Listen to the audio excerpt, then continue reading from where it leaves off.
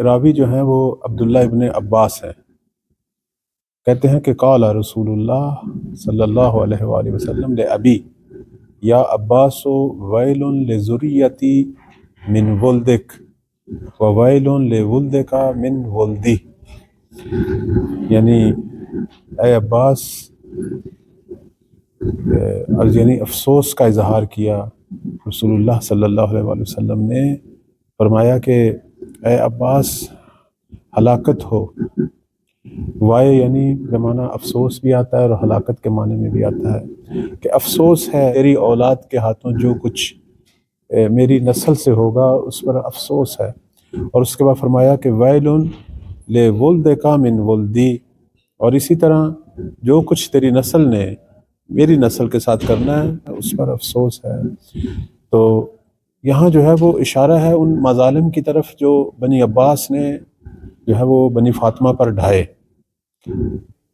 اگر آپ غور فرمائیں، بنی عباس کی جو حکومت ہے وہ بنی امیہ کی حکومت کو ختم کرنے کے بعد بنی عباس کی حکومت آئی۔ بنی عباس جو ہیں یہ ہاشمی لوگ ہیں، بنی ہاشم سے ہیں۔ بنی امیہ نے جو ظلم ڈھایا سادات پر، اولاد رسول پر، یہ اس کے رد عمل میں آئے، چونکہ لوگوں کے اندر جو ہے وہ غم و غصہ کی فضا تو تھی، بڑے بڑے واقعات ہو چکے تھے، خود کربلا کا واقعہ سب سے بڑا تھا۔ اس کے بعد جناب زید، چونکہ وہ بھی اولاد رسول میں سے تھے، امام حسین علیہ السلام کی نسل میں سے تھے، ان کا قیام اور پھر ان کے بیٹے کا قیام، نتیجہ جو ہے وہ شہادت ہے مظلومانہ، اور بھی اولاد امام حسن علیہ السلام سے جو ہیں کچھ لوگوں نے قیام کیے۔ تو ایک جو ہے وہ تحرک تھا جو واقعہ کربلا کے بعد جو شروع ہوا، اس میں سادات بنی فاطمہ پر جو مظالم ڈھائے بنی امیہ نے، اس کے نتیجے میں تقریباً عرب کے اندر ایک غم و غصہ کی کیفیت تھی۔ بنی عباس نے اس غم و غصہ کی کیفیت سے استفادہ کیا اور جو ہے وہ بنی امیہ کے خلاف جو ہے وہ فضا کو سازگار کیا اور ایک بہت بڑا قیام کیا، اور یہ قیام جو ہے وہ خراسان سے شروع ہوا، اور بالآخر جو ہے بنی عباس ایک کر کے جو ہے وہ شہر اور ممالک جو ہیں جو بنی امیہ کے تحت تھے ان پر قبضہ کرتے کرتے انہوں نے بنی امیہ کی حکومت کو ختم کیا۔ اور بنی عباس جب آئے، اقتدار ان کے پاس آیا، تو شروع میں ان کا رویہ جو ہے وہ بہتر تھا بنی فاطمہ سے، اولاد رسول سے، لیکن بعد میں وہی مظالم جو بنی امیہ نے اولاد رسول پر کیے، وہی مظالم انہوں نے کرنے شروع کیے، جس کا نتیجہ جو ہے سب سے پہلے اولاد امام حسن علیہ السلام پر ظلم، حسنی سادات اس زمانے میں ایک شخص تھے نفس زکیہ کے عنوان سے معروف ہوئے، اسی طرح ان کے بعد ان کے بھائی، تو یوں ایک مظالم کا ایک سلسلہ جو ہے وہ شروع ہوا جو پھر ختم نہ ہوا، اور بدترین ظلم جو ہیں بنی عباس نے اولاد رسول پر ڈھائے، اگرچہ بنی ہاشم تھے، اور حتیٰ کہ کہا جاتا ہے کہ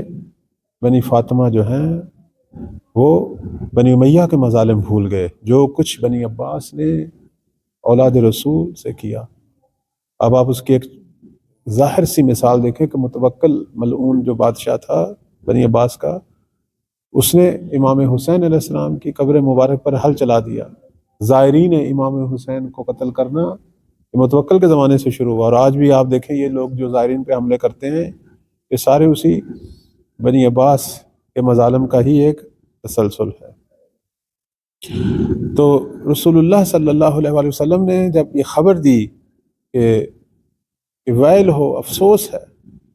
کہ جو کچھ تیری ذریت نے میری ذریت سے کرنا اور جو کچھ میری ذریت نے تیری ذریت سے تحمل کرنا ہے، اس پر افسوس کا اظہار کیا، غم کا اظہار کیا، تو اس کے بعد جو ہے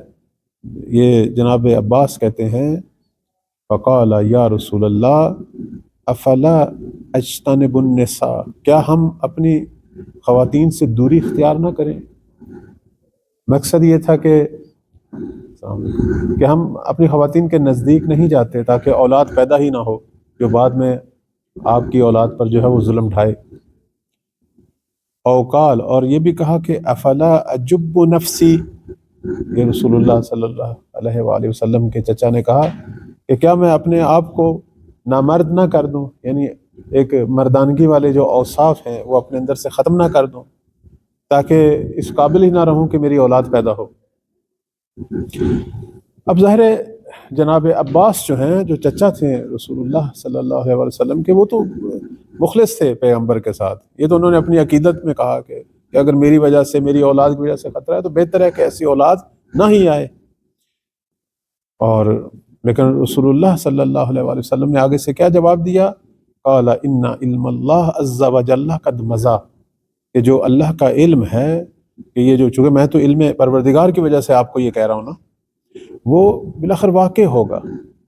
جو خدا نے خبر دیا وہ ہونی ہی ہے۔ اگر آپ کی اولاد کے بارے میں ایسی خبر آئی ہے تو وہ حتماً جو ہے یہ ہوگی۔ اور اس کے بعد فرمایا والامور بیدہ وان الامر سیکون فی ولدہ، تمام امور جو ہیں وہ اللہ کے ہاتھ میں ہیں، اور جو کچھ میں نے اپنی اولاد کے بارے میں کہا ہے اور وہ ان کے ساتھ ہوگا۔ اچھا، اب یہاں ایک دو چیزیں جو آپ کی خدمت میں بیان کروں، کہ یہ جو آئندہ کے حوالے سے خبریں ہیں، جسے ہم پیشین گوئیاں کہتے ہیں، جو کہ نبی کریم صلی اللہ علیہ وآلہ وسلم سے ظاہر ہوئیں، تو یہ پروردگار کا وہ علم ہے، چونکہ خدا جو ہے وہ زمانے کی قید سے باہر ہے، زمانہ بھی اللہ کی مخلوق ہے۔ اللہ جو ہے وہ آنے والے دور کو ایسے ہی جانتا ہے جیسے حال کو، ماضی، حال، مستقبل ہمارے لیے، خدا کے لیے تو نہیں ہے۔ مثلا ہم میں سے ہر ایک اس وقت آخر میں کہاں پہنچا ہوا ہے وہ اللہ کے علم میں ہے۔ تو اگر خدا آنے والے دور کی خبر دے رہا ہے تو اس کا مطلب یہ نہیں اب وہ حتماً اس وجہ سے ہوگا کہ چونکہ خدا نے کہا ہے، اس کا مطلب یہ نہیں ہے کہ اس وجہ سے ہوگا، نہیں۔ اللہ کا علم جو ہے وہ مجبور نہیں کر رہا، خدا کا علم جو ہے وہ حکایت ہے ایک واقعے کی۔ جیسے مثلا میں آپ کی خدمت میں عرض کروں، البتہ یہ آپ کلاس کے اندر ایک بچے کو دیکھ رہے ہیں کہ یہ محنت نہیں کر رہا اور نتیجہ نہیں لے گا، فیل ہو جائے گا، تو اگر استاد جلدی اس کی خبر دے دے تو اس کا مطلب یہ نہیں ہے کہ وہ استاد کے خبر دینے کی وجہ سے وہ فیل ہوا ہے، نہیں، وہ اپنے ہی جو ہے وہ کوتاہیوں کی وجہ سے فیل ہوا ہے۔ تو اللہ کا جو آنے والے دور کی خبر دینا کہ فلاں قاتل بنے گا، فلاں جہنم میں جائے گا، فلاں جہنم میں جائے گا، فلاں جنت میں جائے گا، بنی عباس نے یہ کچھ بنی فاطمہ سے کرنا ہے، تو اس کا مطلب یہ نہیں کہ اب اللہ کے علم کی وجہ سے وہ مجبور ہو گئے ہیں، چونکہ خدا نے چونکہ کہا ہے تو اب یہ ہونا ہی تھا، نہیں، خدا آنے والے دور کی حکایت خبر دے رہا ہے، ورنہ پروردگار جو ہے وہ انسانوں کے افعال میں دخالت نہیں کرتا۔ امور تکوینی اللہ کے ہاتھ میں ہے، رزق اس کے ہاتھ میں ہے، اس میں کوئی شک نہیں، موت و حیات کا مالک وہ ہے، اس میں کوئی شک نہیں، لیکن بہت سارے امور جو ہیں وہ خود اللہ نے انسانوں کے اپنے سپرد کیے ہیں۔ ہمارے تکوینی امور پروردگار کے ہاتھ میں ہے، ہمیں کس رنگ کا بنانا ہے، کس خاندان میں پیدا کرنا ہے، دنیا میں کس خطے میں پیدا کرنا ہے، یہ پروردگار کی منشا ہے۔ اور جسمانی طور پر